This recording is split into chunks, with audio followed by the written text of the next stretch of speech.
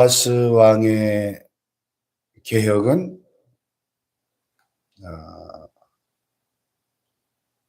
성전을 파손된 성전을 수리하는 이 건물로서의 개혁에 집중이 됩니다. 그런데 중요한 것은 건물로서의 성전도 중요하지만 더 근본적인 것은 하나님과의 올바른 관계인데,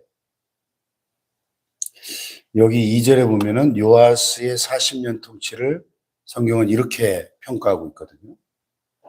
요아스는 제사장 여호야다가 그를 교훈하는 모든 날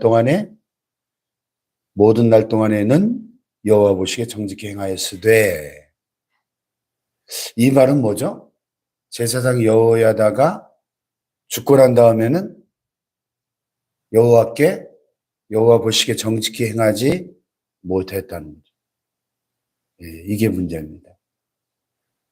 7살의 어린 나이에 왕위에 올라서 실제적인 통치를 제사장 여호야다가 배후에서 섭정으로 아마 10년, 15년 이상 이렇게 하다 보니까 요아스가 얼마나 제사장 여호야다를 의지했겠어요. 그렇죠?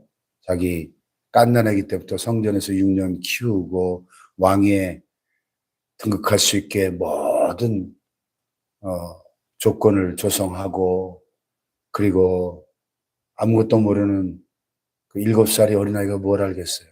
10년, 15년 자기가 장성할 동안에 쭉 대신 나라를 다스려준 제사장 여호야다는 요아스에게 있어서는 아버지 같은 존재였겠죠. 네.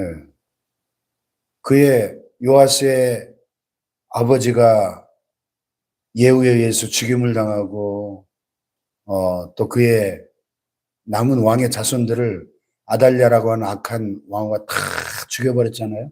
자기 혼자 유일하게 살아남았지 않습니까? 다윗의 혈통에 유일하게 살아남은 왕손이기 때문에 자기가 왕이 됐는데, 그러니까 이 제사장 여호야다를 얼마나 의지했겠어요? 그래서 영적 멘토인 제사장 여호야다가 그를 교훈하고 또 이렇게 코칭을 하던 그 모든 날 동안에는 여호와 보시기에 정직히 행하였으되, 이제 오늘 본문에 있는 것처럼 여호야다가 죽고 나서는 그렇지 못했다는 거예요. 참 안타깝죠.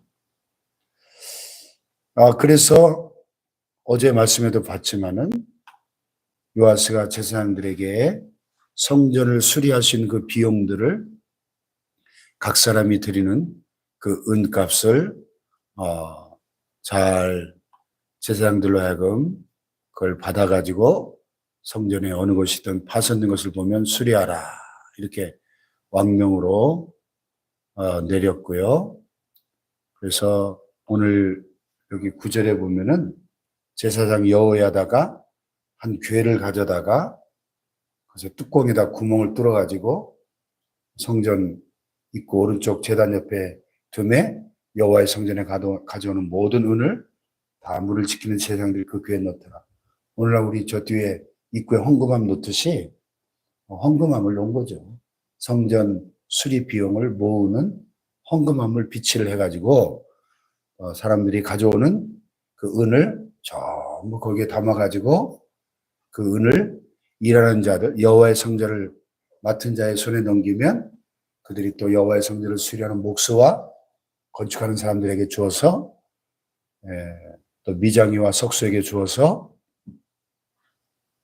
성전 파손한 데를 수리할 제목과 다듬은 돌을 사게 하고 성전을 수리할 모든 물건을 위하여 쓰게 했다. 건물로서의 성전도 중요하죠. 그 900조 넘게 어마어마하게 솔로몬이 건축했던 그 성전이 뭐 그렇게 파손된 데가 많았을까? 이렇게 백향목으로 그렇게 튼튼하게 황금을 입혀가지고 그 웅장하고 아름답게 지었던 성전이 뭐 그렇게 고칠 때가 많나? 그런 생각이 들 수도 있는데요. 이 성전이 그렇게 파손돼가지고 수리할 때가 많았다는 것은 그만큼 이 남유다 백성들의 신앙생활이 무너져 있었다는 것을 반증하고 있는 그런 모습이에요. 이미 솔로몬 때부터 이 요아스 왕 때까지는 지금 많은 세월이 흘렀을 거 아니에요. 그 사이에 우상숭배의 죄악에 깊이 빠져들어가면서 하나님과 점점 멀어지니까 이 성전을 돌보는 사람이 없다 보니까 이 건물은 여러분 아무리 잘 지어놔도 한 20년, 30년만 방치해 보세요. 건물은 쇠락하게 돼 있거든요. 근데 아마 솔로몬 왕 이후에 나라가 분열되고 우리가 지금까지 이 열왕기 상하를 쭉 살펴봤습니다만은 이 북이스라엘은 말할 것도 없고 남유다도 이 하나님을 떠난 죄악에서 점점 마치 이렇게 이런 나선형으로 점점 이렇게 깊어져 가는 것처럼 이 우상숭배 죄악에 점점 가면 갈수록 깊이 빠져들어가는 모습을 보았잖아요. 그러니까 성전이 곳곳에 쇠락하고 파손되고 손을 봐야 될 곳이 점점 많아지는 거죠. 그래서 요아스 왕이 이제 제사장 여호야다의 지도를 받았겠습니다마는 건물로서의 성전을 수리하는 이 일을 위해서 백성들이 드리는 은을 받아가지고 일하는 자들에게 주어서 여호와의 성전을 수리할 수 있도록 한 일은 참 잘한 일이고 하나님이 기뻐하셨을 거예요. 예. 자, 그런데 하드웨어는 잘 고쳐놨는데 여기 17절 이하에 무슨 사건이 벌어지나요? 그때 아람 왕 하살이 올라와 가드를 쳐서 점령하고 예루살렘 향해 올라오고자 합니다. 북쪽에 아람 나라 하살이라는 왕이 이때 이 아람 나라는 국력이 강성해져 가지고 아수르 제국과 맞설 정도로 강력한 그런 국가였습니다.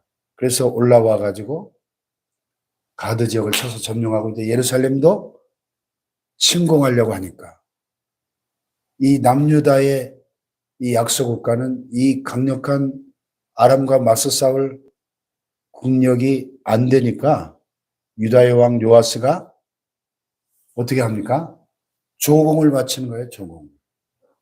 그 조상들 유다 왕 여호사밧과 여호람과 아하샤가 구별해 드린 모든 성물과 자기가 구별해 드린 성물과 여호와의 성전 곡간과 왕국에 있는 금을 다 가져다가 아람 왕 하사엘에게 조공으로 바치는 거예요. 항복한 거죠, 항복. 참, 이 수치스럽죠. 하나님의 성전의 그 성물들을 전부 갖다가 하사엘에게 조공으로 바치고 항복한 거예요. 그러니까 하사엘이 그 조공을 받고 예루살렘을 치지 않고 떠나갔더라. 그런데 이 일이 하나님 보실 때 괘씸했던 것 같습니다. 이 국가적 위기 상황에 하나님을 찾지 않고 어디를 봐도 하나님께 기도했다는 기록이 없잖아요. 인간적인 수단 방법으로 하나님의 성물들을 올바른 데 써야 되는데 그렇게 전쟁을 막는 일에 썼다는 거죠. 그래서 요아스의 남은 사적 결국 어떻게 돼요?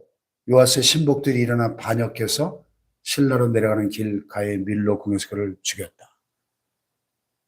반란이 일어나가지고 비참한 최후를 맞이합니다. 참.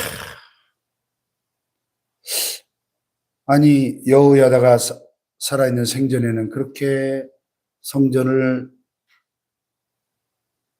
가꾸고 수리해서 여호와 보시기에 정직히 행하였다 하는 평가를 받았던 이 참 좋은 왕이었는데 제사장 여호와에다가 주권하니까 멘토가 사라지니까 하나님 의지하지 않고 위기 상황에서 인간적인 수단 방법으로 마땅히 하나님의 성전에 있는 그 성물들은 하나님을 제사하고 예배하는 일에 써야 될 거 아니에요. 올바르게.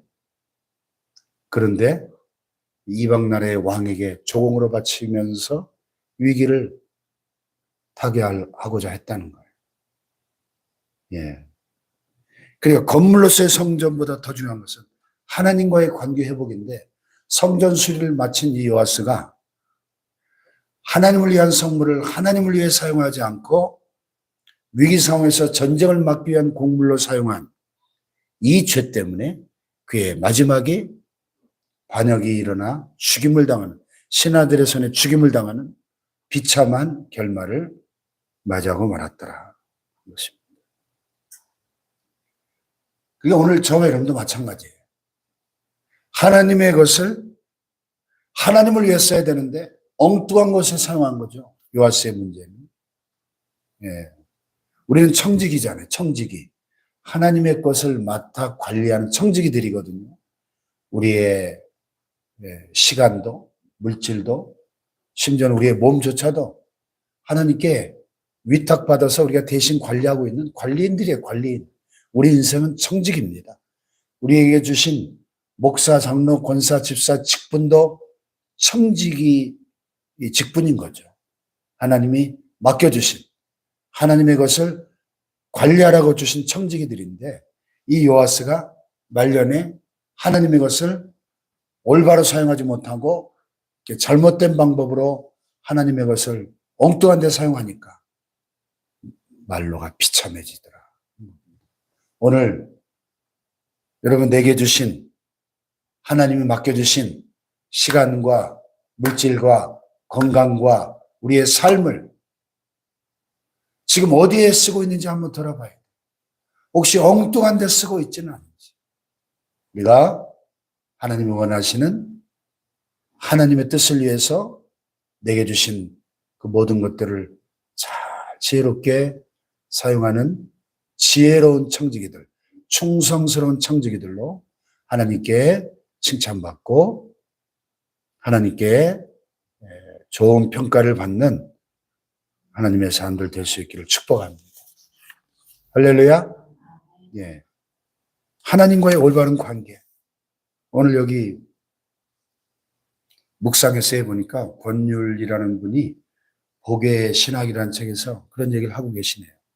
하나님과의 올바른 관계는 우리가 복을 누리는 데 가장 필수적인 조건이다. 하나님과의 올바른 관계. 여러분, 복이 뭐예요, 복이? 복의 뿌리는 하나님과의 올바른 관계인 것이죠. 할렐루야. 하나님과의 올바른 관계만 다 우리가 맺고 하나님과 올바른 관계만 잘 유지해도 우리의 삶의 모든 영역에서 우리는 하나님 우리에게 복 주신 것을 경험하고 느끼고 누리며 살게 될 줄로 믿습니다. 그게 복이에요. 복의 본질은 하나님과의 올바른 관계다. 그래서 여기 이분도 이런 얘기 하시네요. 하나님과 올바른 관계를 유지하는 사람은 모든 일에서 하나님의 복을 경험하고 느끼고 발견하게 된다. 할렐루야. 그래서 끝까지 요아스처럼 변질되지 말고 중간에 변질되지 말고 우리의 남은 평생 하나님과 올바른 관계를 잘 유지해서 복된 인생들 사시기를 주님의 이름으로 축복합니다. 기도하십시다.